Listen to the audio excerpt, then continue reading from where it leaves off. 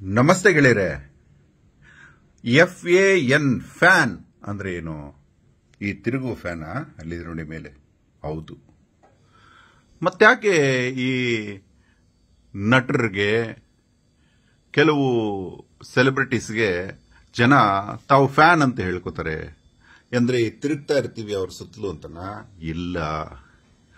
ಅದರ ಬಗ್ಗೆ ಅಧ್ಯಯನ ಮಾಡಿದಾಗ ಅಹೋರಾತ್ರನಿಗೆ ತಿಳಿದಿದ್ದು,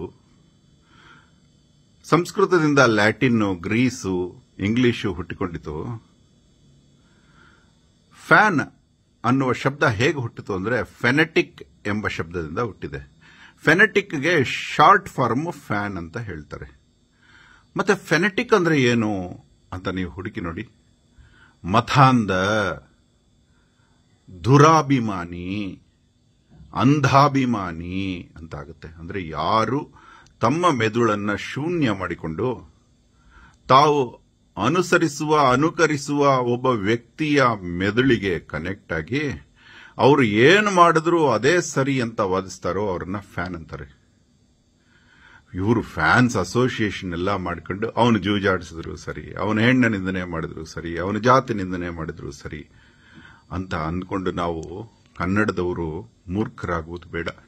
ಇನ್ನು ಮುಂದೆ ಆ ಫ್ಯಾನ್ ಅನ್ನೋ ಫೆನೆಟಿಕ್ ಶಬ್ದವನ್ನ ಬಳಸುವುದೂ ಬೇಡ. ನಮ್ಮ ಮೆದುಳನ್ನು ಶೂನ್ಯ ಮಾಡುವುದು ಬೇಡ.